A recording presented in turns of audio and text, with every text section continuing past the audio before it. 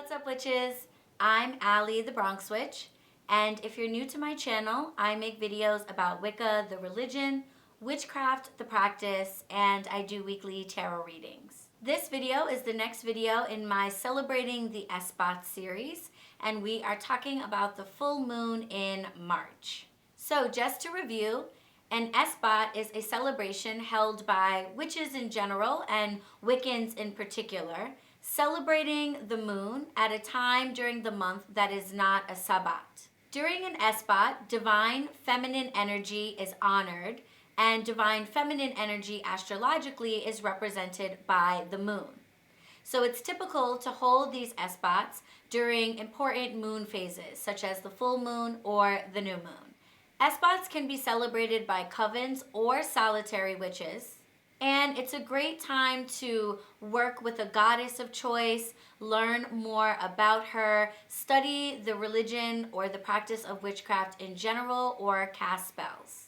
The month of March is sacred to the Roman god Mars, hence the name, and in the Roman calendar it marked the beginning of the new year. Celebrations of deities and myths at this time generally revolved around themes of rejuvenation, rebirth, and the replenishing of fertility to the earth.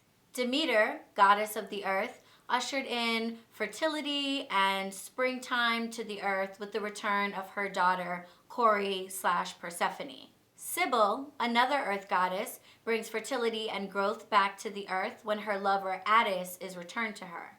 In Egypt, the nursing form of the goddess Isis would have been celebrated as a representation of new birth, and she would have been adorned with flowers and incense.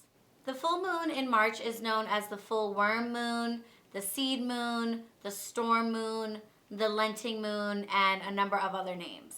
This year, the full moon happens on Monday, March 9th at 1:48 p.m. Eastern Standard Time. And it will be in the sign of Virgo. Virgo is an earth sign ruled by the planet Mercury. It's a mentally active energy that loves order and cleanliness. Virgo likes to organize, plan, analyze, and problem solve. So don't be surprised if you feel drawn to organizing your space, cleaning up your effects, or beginning new projects. You might also feel drawn to lend a hand to others. With the moon in Virgo, you may also feel more interested in taking your health into your hands and starting a new health regimen or exercise routine.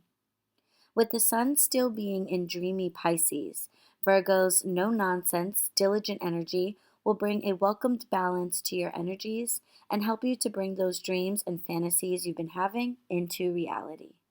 The new moon this year happens on Tuesday, March 24th at 5:28 a.m. Eastern Standard Time, and it will be occurring in the sign of Aries. And this will mark a very noticeable transition in the energy in our atmosphere. Aries is the first sign in the zodiac cycle, and it's ruled by Mars. And it is all about action, aggression, masculine energy. It's a fire sign, and it can be marked with a little bit of recklessness and impulsivity. So plans that you've been wanting to put into action up until now will definitely get a boost of motivation on your part. And if you want to think about the transition of the Gregorian calendar, our current calendar, I like to think of it as January is the month to sort of let go of old habits and things that are no longer serving you from the previous year. February is a great time to clean, organize, and plan for all the new things that you want to manifest. And then March is the time to get started on those projects and put your plans into action. Mars is very confident in himself and strong and full of vigor. So this is also a great time to do some tough shadow work where you take a look at your inner demons, and if there are things that you feel you need to change, this is a great energy to help you be really critical and honest with yourself and change things that you don't like or that are no longer serving you. So let's talk about the March moon correspondences. And of course, for that, I have to go to my book.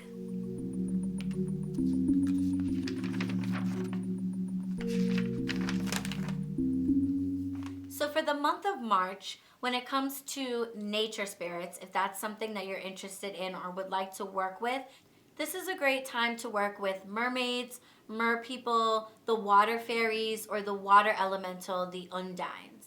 I think that's how you pronounce that word. Herbs that you might find useful would include High John the Conqueror, yellow dock root, and Irish moss. Corresponding colors include pale green and blue violet, and flowers that you might want to work with include daffodil and violet.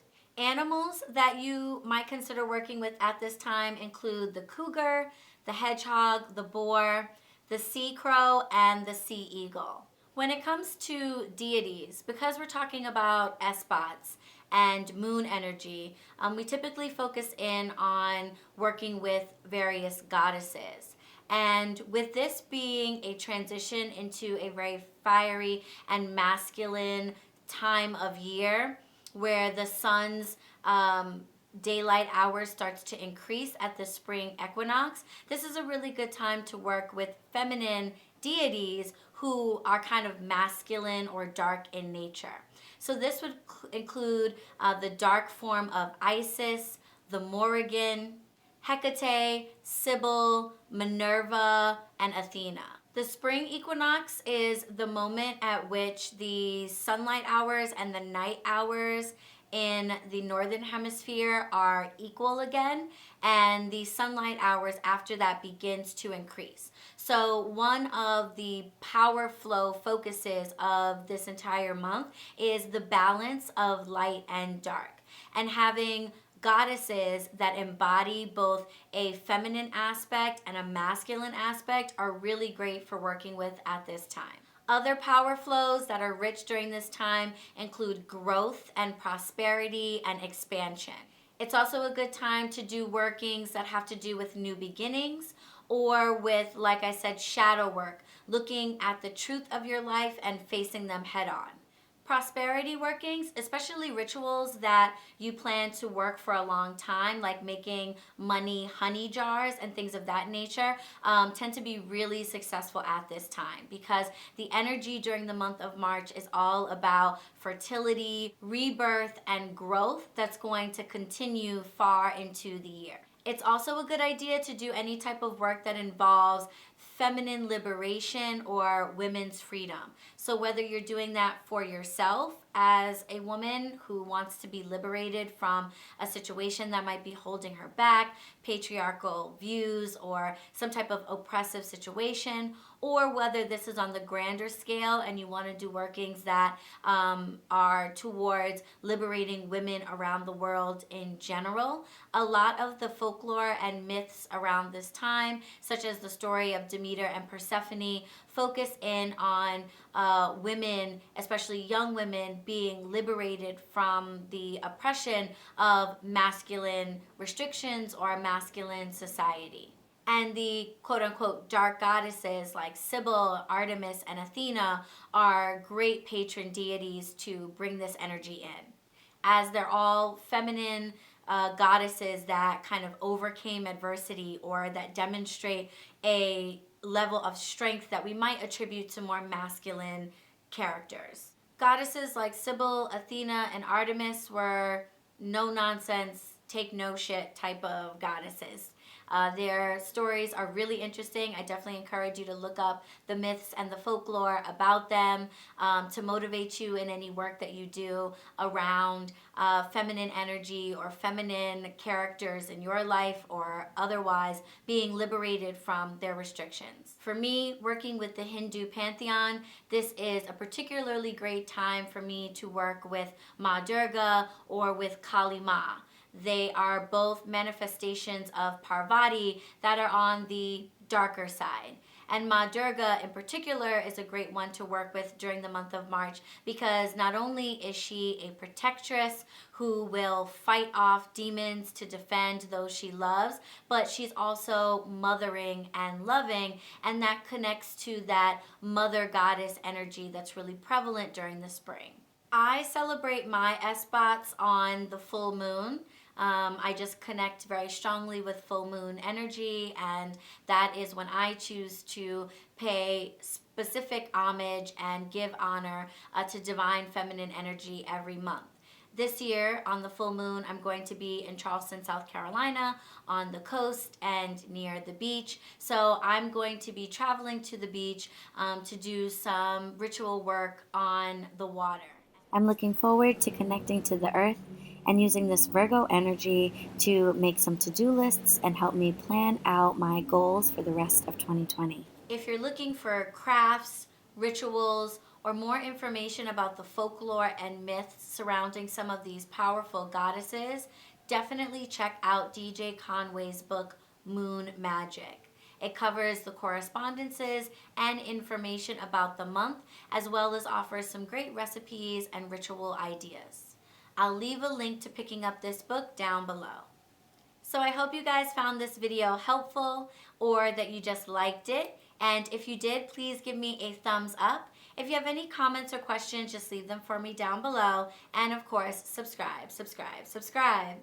Click on the bell button so you're notified every time a new video comes out. You can follow me on Instagram at BronxWitch, and I will see you in the next video. Blessed be.